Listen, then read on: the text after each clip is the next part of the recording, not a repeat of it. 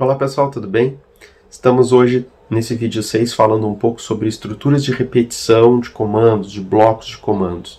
E aqui a gente apresenta o laço for, uma das três estruturas que a gente vai ver. O laço for ele é bastante prático de usar, como eu vou falar no vídeo agora. Tem ainda uma aplicação no vídeo 7, onde a gente trabalha lá no Tinkercad com uma simulaçãozinha. Convido vocês então para a gente ver isso.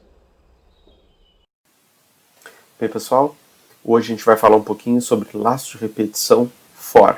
O que é isso e para que ele serve? Tem várias aplicações, existem outros laços também, mas o for é um pouco especial porque ele já fica com, na linha de definição dele, três coisas já setadas. E é o que nós vamos discutir hoje aqui. Ele é muito fácil de usar, principalmente quando eu quero repetir um número fixo de vezes um determinado bloco de comandos, uma determinada sequência de tarefas N vezes. Então vamos dar uma olhadinha aqui nas referências, eu já fiz a tradução para o português aqui no próprio site, para ficar mais fácil de explicar. A gente vem aqui nas referências, né? A gente vem aqui embaixo, ó, e tem um laço for aqui, tem outros também, ó, tem o do while, tem while. Hoje a gente vai trabalhar com o for. E ele é super simples, tá? A função dele aqui é para repetir um bloco de instruções, como eu falei para vocês. Esses blocos ficam sempre entre chaves. Abre chave, descreve o bloco, fecha chave. Tá? Como está aqui no exemplo. Ó. Então aqui tem o laço for. Aqui abriu a chave e aqui fechou a chave. Para ficar mais fácil de visualizar, eu fiz uma anotação aqui. E eu só reescrevi essas chaves, tá? Então, a definição do for aqui em cima, aqui abriu a chave, aqui fechou a chave. Eu quero chamar a atenção de vocês também sobre a questão da indentação. Esse comando aqui, ele é um comando que está dentro do laço for. Ele vai ser repetido um número de vezes que eu ainda vou explicar para vocês como é que isso vai funcionar. Mas vocês já notam que ele está tabulado para a direita. Isso quer dizer, visualmente, em algumas linguagens como o Python mesmo, isso é necessário, que ele tem uma hierarquia em relação ao for, certo? E visualmente eu consigo ver que aquele comando depende do for, ou seja, ele vai ser executado enquanto o for permitir, tá? Então, aqui é visual. Lá em Python, por exemplo, é necessário que essas chaves lá não existem, né? A indentação é que vai definir a hierarquia de cada coisa, de cada tarefa. Então, pessoal, tanto lá no site do Arduino eu passei essa informação para cá e acrescentei algumas coisinhas. Então, vamos ficar por aqui, tá? Falei um pouco da aplicação. O laço for, então, ele vai repetir esse bloco, um único comando, vários comandos, um número fixo de vezes, e agora a gente vai ver como isso funciona. Basicamente, são três coisas. Eu tenho que inicializar uma variável de controle, eu vou testar essa variável de controle e eu vou incrementar essa variável de controle. São três passos. Olhando para o fluxograma aqui, eu inicializo a variável com determinado valor, geralmente essa variável é inteira, então eu começo ali com 0, e ela vai ser uma variável que vai ser usada para contar. Então, comecei ela com 0, e já faço um teste para ver se eu vou executar esse bloco ou não. Se ela passar no teste, eu executo o bloco e aí eu faço um incremento. Esse incremento pode ser de uma unidade ou eu posso somar 2, 3, 4, enfim, um número inteiro fixo definido, tá? Que não 1. O usual é 1. Então, crio essa variável, está feita a primeira parte, que é a inicialização. Depois eu tenho que definir o teste que eu quero. Olha, eu quero ir de 0 até 10, mas não 10. Notem que o i é inteiro e ele tem que ser menor que 10 para passar no teste. Tá? Então vai de 0 a 9, o 10 já não vai valer. Aí ele vai executar os comandos que tiver que executar, enquanto o teste for verdadeiro. Tá? E depois ele incrementa. Então começando em 0. 0 é menor que 10, então ele inicializa e já testa. 0 é menor que 10? É. Executa os comandos todos em sequência e passa de 0 para 1. Quando não falar nada aqui, o incremento é uma unidade positiva. Volta para cá. 1 é menor que 10? Executa de novo. Quando ele executar aqui a vez 9 e passar para 10, o i vem valendo 10 e faz o teste. Vai furar esse teste, vai dar falso. Tá? Não vai ser verdade. Então ele avança, ele segue o programa. Ok? Bom, isso é o que o for faz.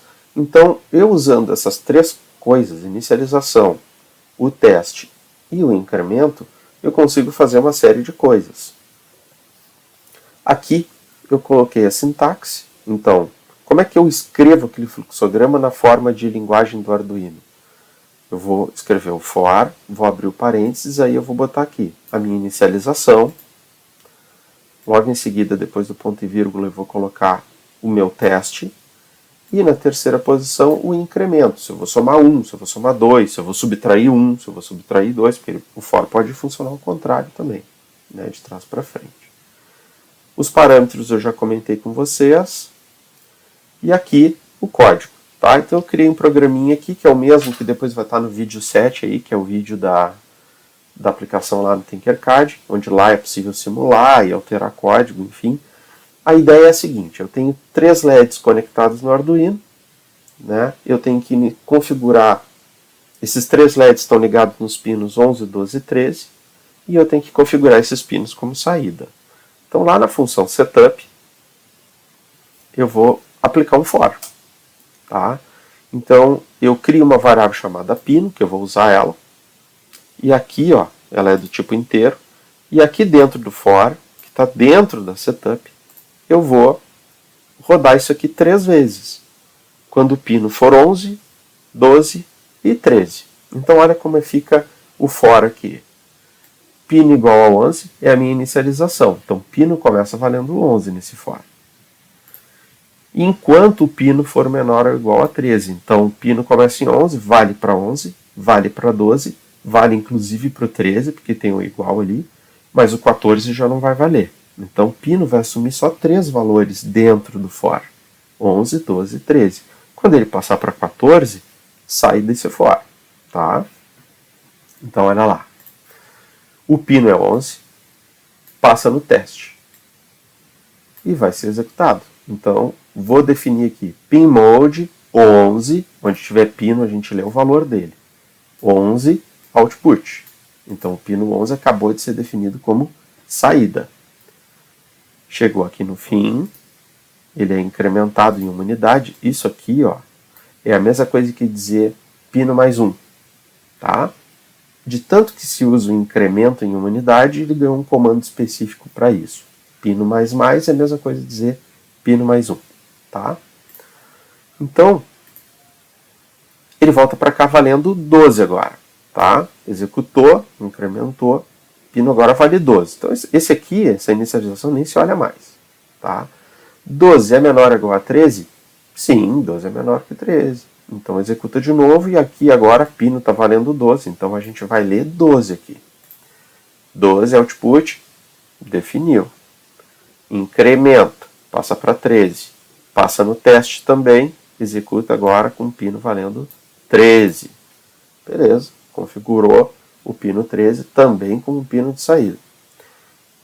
Chega aqui, passa para 14. 14 furou o teste. Então, nesse ponto aqui, depois de executar essas 3 vezes, né, o que eu posso dizer para vocês é que a variável pino realmente está carregada com 14, mas não executou o comando porque furou o teste. Esse comando depende da aprovação do teste do for para ser executado. Tá? Uma vez que saiu daqui, o setup não tem mais nada, o que eu posso dizer para vocês? Aqui eram só 3 pinos, mas imagine que eu tenho 20 pinos. Vocês vão copiar esse comando 20 vezes. E se eu tivesse uma estrutura de hardware muito maior e eu tivesse 100 pinos, vocês vão copiar isso 100 vezes. Não tem porquê. Existem algumas estruturas, inclusive, que utilizam matrizes ou vetores, né? Arrays, onde eu tenho arrays de tamanho considerável. Eu não vou ir posição por posição. O programa vai ficar muito grande e pouco prático de trabalhar. Quando eu faço multiplicação de matrizes, quando eu faço soma de matrizes, né, isso vai começar a ficar meio complicado.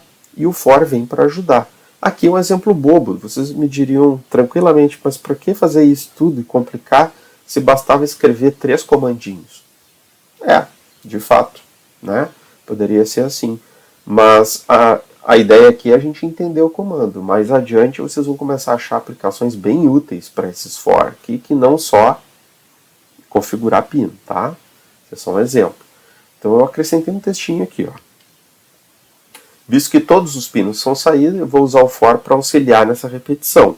Um pino valendo 11, configura, 12, configura, 13, configura e sai, tá?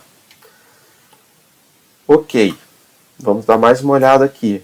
Depois ele vai para a loop. Qual era a minha ideia da loop? Ligar LEDs em sequência. Então olha aqui, ó. Eu tenho os LEDzinhos lá que estão conectados aqui no Arduino e eu quero ligar esse, depois esse, depois esse, tá? Esse programa está todo comentado no vídeo 7. Então só vou mostrar para vocês aqui um pouco da estrutura. Os comentários do programa mesmo eu vou deixar para o vídeo 7, tá? Mas só para fixar aqui a questão da sintaxe, ó. De novo aqui eu usei a mesma estrutura. Inicialização, teste e incremento. Aqui eu fiz um incremento positivo, tá? Aqui embaixo também fiz um incremento positivo, é a mesma coisa. Então eu ligo 11, ligo 12, ligo 13, depois embaixo ele vai desligar o 11, desligar o 12, desligar o 13. Depois começa tudo de novo. Lá no vídeo eu faço umas sequências com esses LEDs aí diferentes, inclusive trabalho com decremento. Eu começo com 13, enquanto maior que 11, vai tirando de 1 em 1. O contrário, tá? Pessoal, For tem muito material na internet, vocês vão achar muita coisa, em especial aqui no próprio site do Arduino, tá? Tem algumas explicações aqui. Ele usa alguns comandos que eu me furtei de apresentar, porque na verdade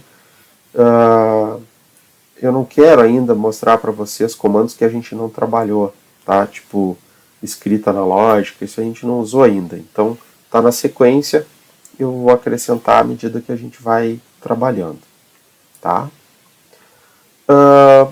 O vídeo seria isso aí, a ideia é que ele seja curto. E eu me despeço aqui e convido vocês para assistir o próximo vídeo, que trata então de uma aplicação onde eu vou falar um pouquinho mais sobre o uso do for lá no Tinkercad, já com o código, enfim. Tá ok? Desejo a vocês uma boa semana e fiquem bem.